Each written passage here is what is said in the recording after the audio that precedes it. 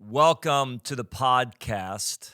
If you're familiar with our World of Jesus culture, or maybe familiar with Bethel Church up in Redding, California, then I'm sure you've heard of Danny and Sherry Silk. Sherry Silk is actually, both Danny and Sherry are here in the Sacramento area with us. Both of them are on the executive team, and Sherry is on staff with us running our movement world. But I bring them up because when I was working at Bethel as a youth pastor years ago, Danny was actually my boss. He was my supervisor, the one that I answered to. And I remember working with Danny in a handful of scenarios and situations. And I'm sure many of you, you've read Danny's books, Loving on Purpose and Culture of Honor and Keep Your Love On, all of these that they're doing through their ministry, Loving on Purpose. And so Danny was at Bethel for sure, kind of the pastor, the relational guy, the guy that was helping with conflict, the guy that was helping when people would trip up and fall or just scenarios. Danny would be brought in. And I remember one time I was with Danny. I was both youth pastoring, and then I was also running the second year school of ministry. There's about 4 years where I was both youth pastoring and running the second year school of ministry up there at the Bethel School of Supernatural Ministry. And I remember being in a couple counseling sessions with him. These were probably with students or different people that were trying to figure out what was going on or what we needed to do. If it got to Danny, it's probably because nobody else could figure out what was going on. And so I remember sitting with him in a session one time. We were there for an hour, and for 45 minutes, Danny just listened, asked questions, and listened. He didn't actually give input or jump in with what he thought we should do or what should happen until like the end of it. And I was surprised because Danny, more than anybody I've ever met, probably gets to the root of the issue or the heart of the issue faster than anybody else I know. Where maybe other people are dealing with kind of, surface issues or dealing with kind of like side issues, Danny has this gift or this ability to get straight to the root issue or to get right to the core of the thing. Well, sometimes we're all kind of out here talking about or floundering or wrestling through things that aren't really the real issue. Danny comes in and seems to get right to what the real issue is. And I know that about Danny. I've been in many times with him, and I've just seen it in operation. I'm like, that's amazing. I would have been over here talking about this. That wasn't even the issue. This was the issue. So I remember being in this session with him, and for 45 minutes, he just kind of asked questions, and then at the end, he jumped in. And I remember asking him, I said, Danny, help me understand. I said, I know you as somebody who very quickly can kind of assess what's going on, knows what the issue is, knows what the problem is, can get right to the heart of it. But you took 45 minutes just asking questions. And he just had a really simple answer that was fascinating to me. And he just said, I've been in enough sessions where I thought I knew what the problem was, what the issue was, and I was wrong. He said, I've been around enough times where I thought that I knew what it was and then I was wrong. So therefore, I just I have to take time. I've got to make sure that I ask enough questions and do that. Here's what I want to talk to you about today. There's something I find regularly with people when it comes to relationships that trips them up and gets them into a danger zone. And it's this: when we begin to assume that we know somebody's heart, somebody's intentions, and somebody's motives. Again and again, I find that the danger zone relationally, when it comes to disconnect or conflict or just walking with somebody, that what people seem to fall into the trap of is that they are consistently believing that they know the person's intention, they know the person's heart, and they know the person's motivations. And so I would say this: there is a danger when it comes to relational assumptions that when I sat with Danny, he just didn't make those assumptions. He'd been wrong enough where he just didn't make the assumptions that he knew what the issue was and he knew what the person was thinking, he knew what their motivations were. And I'll tell you that I think that this trips people up a lot. and it does not create connection. And I want to talk to you about this. I mean, this podcast for me is to really kind of come alongside people, encourage them, but also challenge you around this thing that so many people are not creating more intimate, deeper, healthier connections with people simply because they have assumptions of what the other person's heart, motives, and intentions were. The scenario would be something like this. Maybe there's a disconnect that you have with somebody, or there's a kind of a conflict. And it's really kind of coming from interactions that you've been having. Maybe it's one major interaction you've had. Maybe it's been multiple smaller interactions you've been having. Maybe it's something they did. Maybe it's something they said. Maybe it's something they didn't do. And in all of those things, what we begin to do is we begin to paint a picture, or we begin to assign motives and intentions and heart to what you said, to what you did, to what you didn't do, big or small.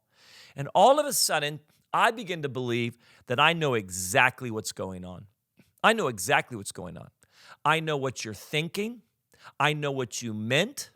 I know your motivation. I know your heart. And then what begins to happen, and we all have this, is I begin to have conversations in my head with you from the perspective that I already know what you're thinking, and I already know what you're going to say, and I already know what you believe. We've all done it. We're driving the car, we're in the shower, and we're having conversations in our head with another person. And because we already know their heart, we already know their motivation, we already know their intentions, the conversation in my head is actually just reinforcing what I already believe to be true. And don't act like this doesn't happen with you. Don't act like somehow this isn't a scenario that plays out. Something happens and you begin to assume some things, then you begin to have conversations in your head, and then all of a sudden I know this to be true. That's happening because you're jealous. That's happening because you're angry. That's happening because you're mad, you're petty. That's happening because you don't like me, whatever. You just fill it in because you're selfish, etc. And then what happens is because I assume I know your heart, because I assume I know your intentions and your motivations, because I assume I have all the facts and information I need. Because I make those assumptions, I have the conversations in my head, those just reinforce what I already believe. And then what happens is, and this is why it doesn't create greater connection, I don't actually go talk to the person. And you want to know why I don't go talk to the person? I don't go talk to the person because I already know what they'd say. I already know what they'd say. So I'm not going to go talk to them. If they want to talk, they can come talk to me. And all of a sudden, I position myself not to move towards relationship, not to move towards connection, but I actually justify my position and stance and lack of connection because I already know what your heart is. I already know what you'd say. I already know why you did what you did and why you said what you said and why you didn't do what you didn't do. And so because I already know that, guys, listen, if I could just tell you in my however many years of pastoral ministry and walking with people, it's astounding how much this happens. It's astounding how many times people don't actually move towards other people because they're already convinced of what they're going to say. They already know what they're going to say. They've already got it figured out, and they've made the assumptions. And they've justified the disconnect because of that. But I am here to help. Let me tell you right now, I am here because I know that you don't want disconnect in your relationships. I am here because I know that you want to be a powerful, healthy individual that is moving towards other people, and that you don't want to just make assumptions or assume that you know somebody's hearts, intentions, or motives. So on the podcast today, I'm going to give you 4 things you got to do. Here's 4 keys that you have to have, in my opinion, if you're going to make sure you don't fall into the danger of relational assumptions. First one is this: give people some grace. Give people the benefit of the doubt. Could I just say this? Even when you are convinced, even when you believe you could make a court case because of the things that they said and the email that they sent, whatever else it is, if you could just try to position yourself to give people grace and to give them the benefit of the doubt. Here's the reality. You give yourself grace and you give yourself the benefit of the doubt all the time because you actually know your heart, because you actually know your intentions. You give yourself grace all the time. I find this, it's hilarious to me how we give ourselves grace, but we don't give other people grace. We give ourselves the benefit of the doubt, but we don't give other people the benefit of the doubt. The story I tell often is just, it's amazing to me how angry people get when somebody cuts them off accidentally in a car. Somehow somebody didn't see you or they were in a hurry or whatever it was and they cut you off. Oh, man, how dare they? How dare they waste 5 seconds of your life? What kind of arrogant individual is sitting behind that wheel that would dare to cut you off? It's amazing how angry we get at people when they don't see us, when they cut us off, when whatever else. As if you've never cut anybody off by accident. But when you do, you got a ton of grace for yourself. Oh, I'm so sorry. I didn't see you. Man, I just was coming out of there. There's a lot of traffic. Like, you've got grace for yourself that we don't actually extend to other people. If you're going to actually be somebody that doesn't fall into the danger of relational assumptions, you've got to give people grace. You got to give them the benefit of the doubt. And I would also just give you this little tool. You have to understand that people's first response is rarely their second response and is rarely their last response. So many times people are responding from a place of emotions, or it's fight or flight, or they're angry, or they don't even know what's going on inside of them, and they say things, and you're like, well, they said this, and they meant that. And I just go, you know what? I rarely find that people's first response is their second response, and almost rarely it's ever their last response. Give people some grace and give people the benefit of the doubt. Second thing, seek first to understand, then to be understood. Stephen Covey, 7 Habits of Highly Effective People. You're going to know this one already. But we have to position ourselves in any relationship that I may not have all the information I need. I may not know your heart's intentions. I may not have I don't have a full understanding. Therefore, I will say this. When you are not in a position to seek first to understand, I'm just going to call it what it is. It's arrogance. It's arrogance. We seek first to understand because we recognize I may not have all the information. I may not have all the facts. I may not know all the nuance and layers that's involved in relationships that maybe I need to know.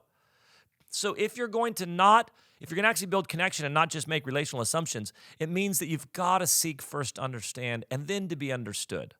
This is why you've got to get really good at asking good questions. And I'm talking about genuine questions, not questions that you already, sometimes people are asking me questions, but they already believe what they believe. They're not actually asking questions to get actual information. They're just going through the motions. I'm talking about that you're actually asking questions because you want to first understand.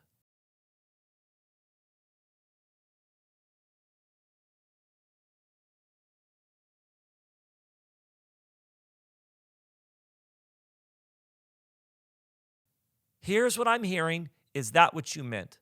Can you tell me some more information? This seems out of character for you. Can you tell me what's going on? Hey, I'm a little bit confused. I say this all the time. Here's a question I ask all the time. Hey, I'm a little bit confused. Can you give me some clarity? Can you give me some more context for this? All the time. And I genuinely, in situations, don't assume that I know everything. I don't assume I know everything that's going on. I don't assume I understand all, like I said, the nuance and the layers of it, or I definitely don't know your heart. I'm just telling you right now, I don't know your heart. I don't know your motives. I don't know your intentions. The only way I'm going to find that out is to move towards you and ask some questions. The third thing is very similar to the second thing, but it's a little bit different. Dan Fairley is a friend of mine. He's a pastor, the dean of the school of ministry up in Redding, and actually the lead pastor for Bethel up there in Redding. And he's been a real mentor in my life over the years. He actually told me something one time. It was just so simple. He just said this. He said, Benny, we have to get good at the art of checking things out. In other words, when something happens that I'm not sure what it means, I check it out. A really simple example might be Anna, who's on staff with us and helps out with this podcast. maybe she walks by me one day and just doesn't even say anything to me, just walks by, doesn't say a word to me. Well, I'm walking by her going, wow, is she mad at me? Is she angry at me? Did I do something? All of a sudden, I'm beginning to replay all this stuff of, well, maybe, whatever it could be. Is she upset that I didn't give her a birthday present? Is he, did that interaction that we had the other day during staff? And all of a sudden, I'm going through all of this stuff, trying to figure it out. But guess what? Not talking to her, just talking to myself, and then having conversation with her in my head. And there's something as simple as this: the art of checking things out.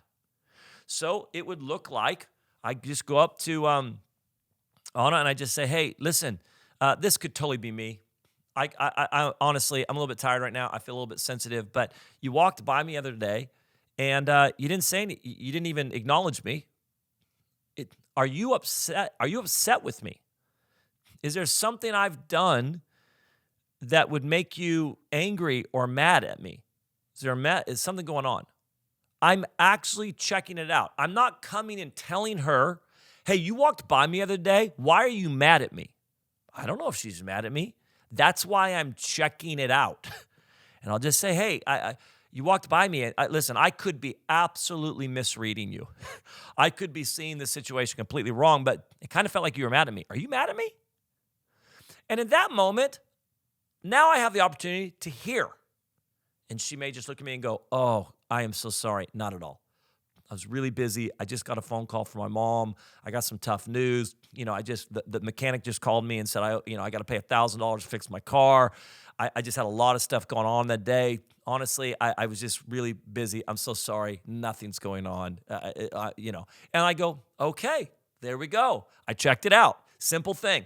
Rather than spending 2 weeks over here in my own head having conversations, stewing, convincing myself that she's probably mad at me about something. How could she be mad? How could she be mad that I didn't give her I didn't know it was her birthday. That is the silliest, dumbest thing if she's going to be mad at me about that. All of that is solved by simply just checking it out. Or here's the other thing could happen. She could actually look at me and go, actually, Banning, you know what? I think I probably am a little bit mad. I feel pretty hurt by you. I've been working here for this many years, and you didn't even acknowledge my birthday or the thing that you said at staff the other day actually kind of hurt, and I don't think I realized it, but I think now I have the opportunity to go, oh, can I clean up whatever I need to clean up? Can we talk through that? I have the ability to go, I had no idea that was the message I sent you. Forgive me. Or I have the ability to go, hey, that just feels unfair that you would put that on me. How can we? But whatever it is, I'm able to move towards that because I've checked it out. Guys, if you're not going to make assumptions, it means 1, you've got to give people grace and you got to give them the benefit of the doubt. 2, you have to seek first to understand.